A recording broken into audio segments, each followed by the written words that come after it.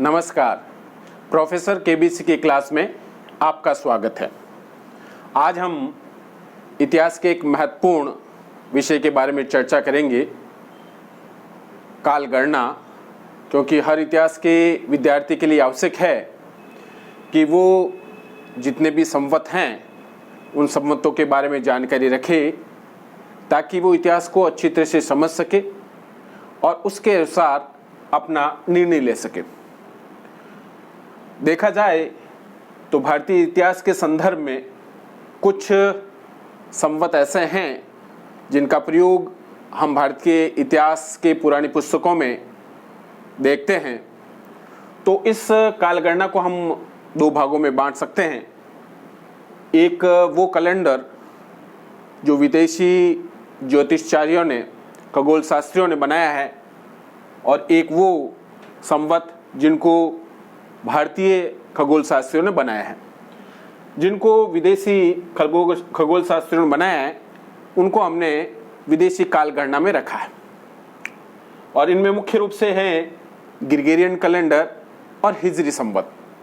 और जो भारतीय ज्योतिषचार्यों ने जिस कैलेंडर का निर्माण किया है उनको हमने देशी कालगणना में रखा है, और उनमें मुख्य रूप से वैदिक कालगणना है, और वैदिक कालगणना पर ही आधारित विक्रम संवत, शक संवत और गुप्त संवत है। इनका हम विस्तार से वर्णन करें तो सबसे पहले हम ग्रिगोरियन कैलेंडर लेते हैं। ग्रिगोरियन कैलेंडर देखा जाए तो मूलतः पाश्चात्य लोगों के द्वारा इस कैलेंडर का उपयोग किया जाता है, और आज वर्तमान में पूरे विश्व में इस कैलेंडर को हम यूज़ करते हैं, प्रयोग करते हैं। और इसमें मुख्य रूप से 12 महीने होते हैं, जनवरी से लेकर दिसंबर। और चूंकि ये सौर कैलेंडर है इसलिए इसमें जो दिन होते हैं वो दिन आपके 365.25 आपके इसमें दिन होते हैं।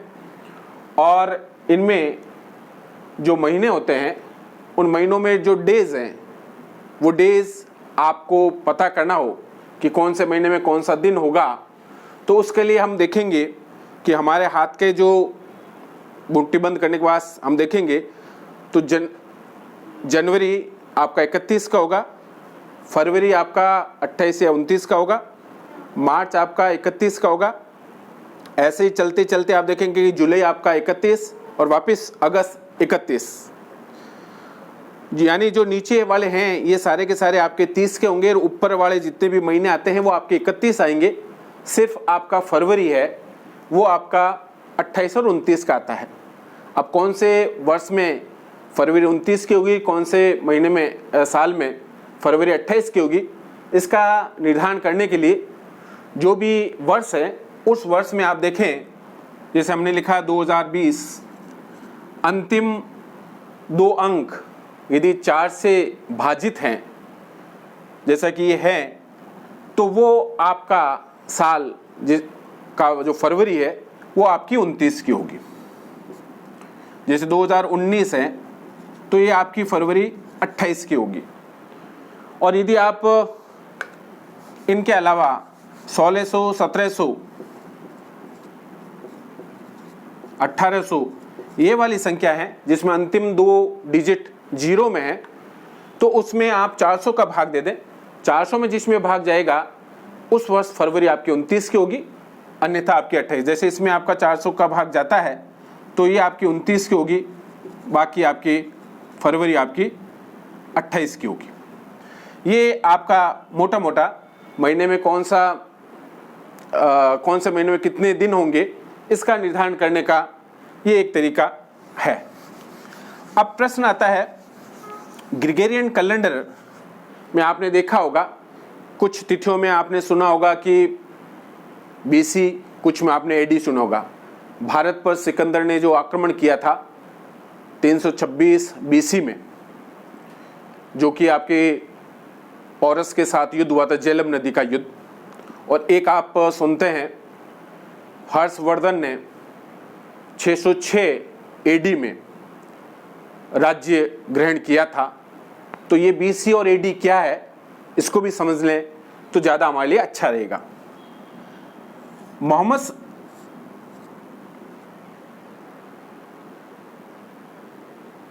ईसा मसीह के जन्म को ग्रेगोरियन कैलेंडर में मुख्य आधार माना है और उनके जन्म को 0 मानते हुए ये सारा का सारा कालक्रम उन्होंने तय किया है। यानी ईसा मसीह के जन्म की जितने भी पूर्व की घटनाएं हैं उनको हम BC यानी बिफोर क्राइस्ट, ईसा पूर्व हम कहेंगे। जैसे कि आपने देखा होगा 326 जैसा मैंने उल्लेख किया था। इसके अलावा आप देखेंगे कि चंद्रगुप्त मौर्य का राज्यारोहण है 321 BC है। ये आपका यानी 0 से ऊपर की ओर लिखेंगे और उनके बाद के जितने भी घटनाक्रम हुए हैं उनको हम AD बोलते हैं यानी ईस्वी सन, एनो डोमिनी। जैसे कि 606 हर्षवर्धन का राज्याभिषेक, इससे पहले आप ले लें 319 का चंद्रगुप्त फर्स्ट जो कि गुप्त वंश का प्रथम स्वतंत्र शासक था, उसने राजगद्दी आसीन की थी, प्राप्त की थी। तो ये तिथियां इन ग्रेगोरियन कैलेंडर में जो तिथियों का अंकन करते हैं उसमें एक विशेष बात ध्यान रखनी होती है कि जो BC की जो तिथियां हैं वो उल्टे यानी ऊपर की साइड में बढ़ते क्रम में हम लिखते हैं। यानी जो तिथि जितनी बड़ी आएगी, यानी बड़ी का मतलब यहाँ तो बड़ी दिखती है परंतु वो घटना पहले घट चुकी है इसलिए हम उसको पहले लिखेंगे। जैसे 326 है, 321 से बड़ी लग रही है परंतु ये चूंकि घटना पहले घट चुकी है यानी 326 ईसा पूर्व घटी है इसलिए हमने इसको पहले लिखा है। यानी BC में हमेशा जो बढ़ता क्रम है उसको उल्टे क्रम में लिखते हैं और AD में जो बढ़ता क्रम है उसको सीधे यानी नीचे की साइड में सीधे क्रम में बढ़ते हुए क्रम में लिखते हैं। ये एक तरह से विशेषकर हमें इसमें ध्यान रखना होता है। दूसरा जो कैलेंडर है हिजरी संवत, इसकी चर्चा करने से पहले मैं देशी काल गणना का एक महत्वपूर्ण संवत है विक्रम संवत। वैदिक काल गणना का बाद में हम डिस्कशन करेंगे, पूरा इसका एक टॉपिक है।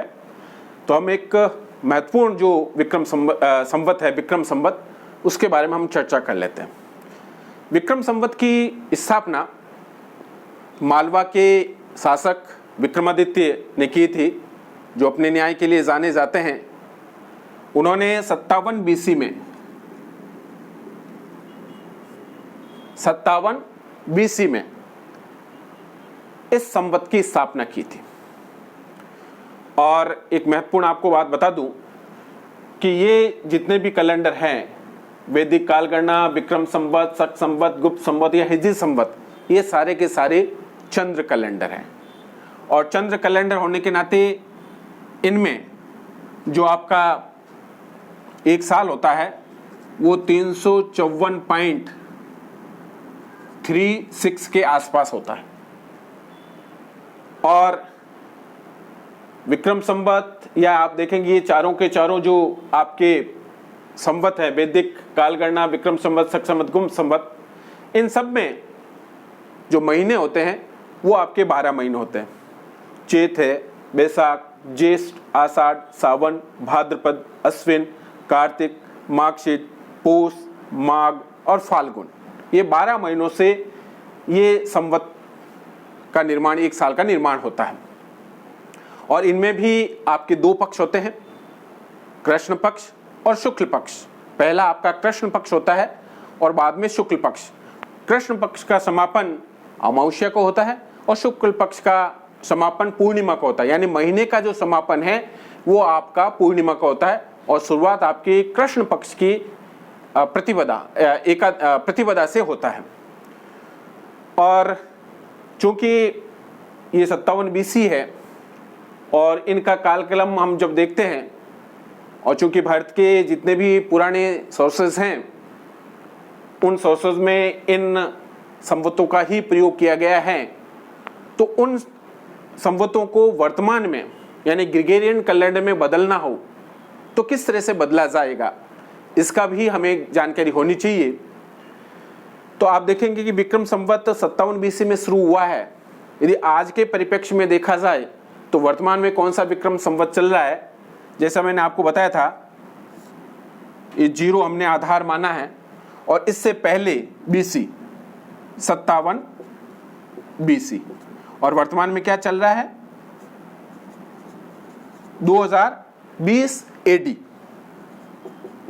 यानी ये 2020, और यदि हम विक्रम संवत से इसकी गणना करें तो ये 57 इसमें 2020 में जोड़ेंगे, 2020 में 57 जोड़ेंगे, 2020 में 57 ही जोड़ते हैं तो ये आपका आता है 2077। यानी वर्तमान में यदि ग्रेगोरियन कैलेंडर में 2020 है AD है तो विक्रम संवत आपका होगा 2077। ठीक है ना। दूसरा महत्वपूर्ण संवत है आपका शक संवत। इस संवत की स्थापना कुषाण वंश के सबसे प्रतापी शासक कनिष्क ने की थी, और कनिष्क के समय में आप देखेंगे जो सिल्क मार्ग है, उस सिल्क मार्ग पर भारत का कब्जा था, जो कि कश्मीर और ताशकंद से निकलता था, और इसी कश्मीर में कनिष्क ने चौथी बौद्ध संगति का आयोजन भी किया था। इस शासक के समय 78 AD में एक नए संवत प्रारंभ होता है जिसको कि शक संवत नाम दिया गया। अब देखेंगे 78 AD, तो आप क्या करेंगे, चूंकि 2020 यहां से शुरुआत हो रही है, हम यदि शक संवत का कैलकुलेशन करें तो यहां से शुरू करना पड़ेगा। तो क्या करेंगे, इस 78 को 2020 में से माइनस कर देंगे, 2020 में से 78 को माइनस करते हैं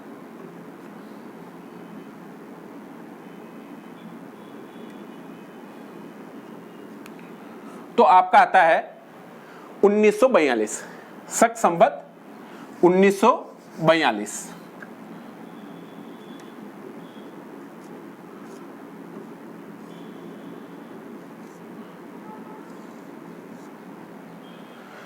तीसरा महत्वपूर्ण संवत है गुप्त संवत।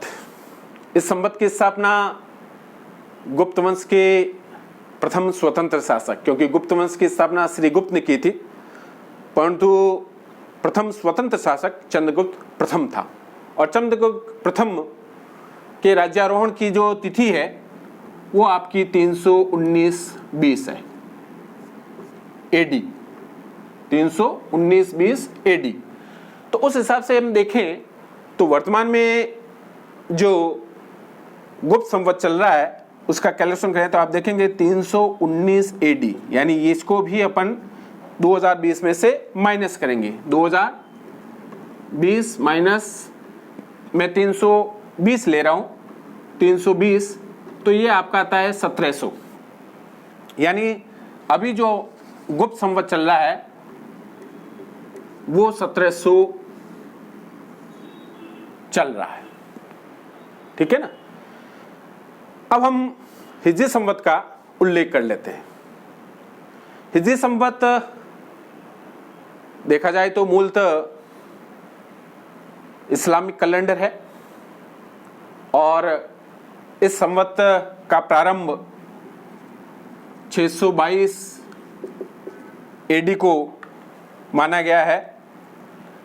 यानी मोहम्मद साहब जो कि इस्लाम के प्रवर्तक हैं, उनको अपने मूल निवास स्थान, पैतृक स्थान मक्का से पलायन करके मदीना जाना पड़ा था, और ये घटना हुई 622 ईस्वी में। हिज्र का मतलब होता है पलायन करना। अपने धर्म की रक्षार्थ उनको मक्का से पलायन करके मदीना जाना पड़ा था। तो उनकी इस यात्रा की याद में इस्लामिक खगोल शास्त्रियों ने एक नए संवत को प्रारंभ किया जिसका नाम दिया गया हिजरी संवत। अब वर्तमान में कौन सा हिजरी संवत चल रहा है, इसका कैलकुलेशन हम करें उससे पहले आप देखें कि हिजरी संवत में भी जैसा कि हमारे जितने भी हिंदू धर्म शास्त्रों के जो संवत हैं उसी की तरह इनमें भी 12 महीने हैं। पहला महीना आपका मुहर्रम का आता है, दूसरा सफ़र, तीसरा रबीउल अव्वल, चौथा रबीउल उल सानी, पांचवा जमादी उल अव्वल, छठा जमादी उल सानी, सातवां रजब, आठवां सावन और नौवां जो कि सबसे महत्वपूर्ण और सबसे पवित्र महीना है, इस्लाम का सबसे पवित्र महीना माना जाता है, जिसमें इस्लाम के मानने वाले अनुयायी अपने अंदर जितने भी विकार हैं उन विकारों को समाप्त करने के लिए रोजे रखता है। तो ये एक पवित्र महीना, पाक महीना, 9वां महीना, 10वां सव्वाल है, 11वां ज़िलक़ाद है और अंतिम महीना ज़िलहिज है। यानी ये सारे के सारे 12 महीनों से ये भी एक पूरा पूरा कैलेंडर बनता है और ये भी चंद्र कैलेंडर है, यानी चंद्रमा की कलाओं के आधारित ये भी सारा का सारा कैलेंडर है। और अब यदि हिजरी संवत को वर्तमान में एडी में कन्वर्ट करें, यानी ग्रेगोरियन कैलेंडर में यदि हम कन्वर्ट करें तो आप देखेंगे कि 622 एडी है। यानी हम पहले जैसा ही करेंगे, 2020 में से 622 माइनस करेंगे,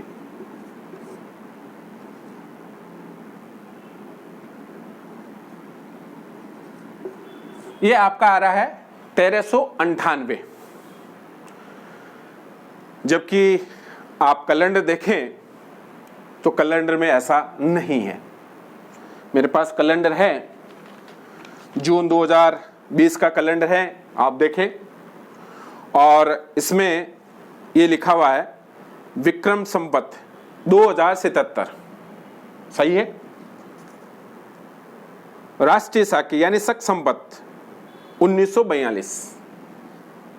ये राष्ट्रीय साके क्यों लिखा है इसका थोड़ा सा मैं आपको बता दूं कि भारत सरकार ने आधिकारिक रूप से 2 कैलेंडरों को माना है, ग्रेगोरियन कैलेंडर और ग्रेगोरियन कैलेंडर के साथ शक संवत को, इसलिए इसको हम राष्ट्रीय साके भी कहते हैं।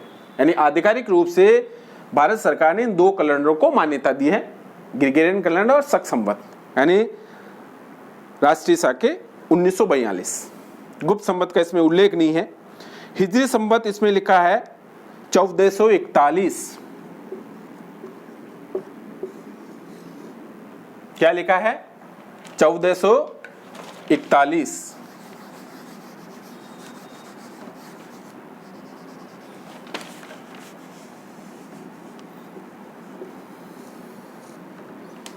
इसका मतलब क्या हुआ? या तो हमारी गणितीय त्रुटि है या कुछ ऐसी टेक्निकली बात है जिनकी जानकारी हमें होना अति आवश्यक है। गणितीय त्रुटि तो मुझे नहीं लगती है, परंतु हाँ, इसमें कुछ ऐसा तकनीकी बिंदु है जिसकी जानकारी हमें हो तो हम इन संवतों का प्रयोग अच्छी तरह से कर सकते हैं। तो देखें, तो ग्रेगोरियन कैलेंडर आपका सौर कैलेंडर है, और जैसा मैंने बताया कि सौर कैलेंडर होने के नाते एक साल में जो दिन है 365.25 दिनों का एक साल बनता है, और हिजरी संवत आपका चंद्र कैलेंडर है, तो उसमें जो दिनों एक साल में दिनों की संख्या है 354.36 है।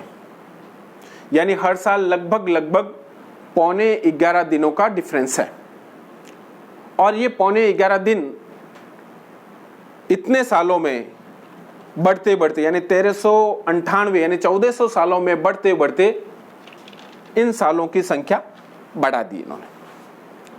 आप इसका कैलकुलेशन करना चाहें तो आप इसका कैलकुलेशन भी करके देख लें।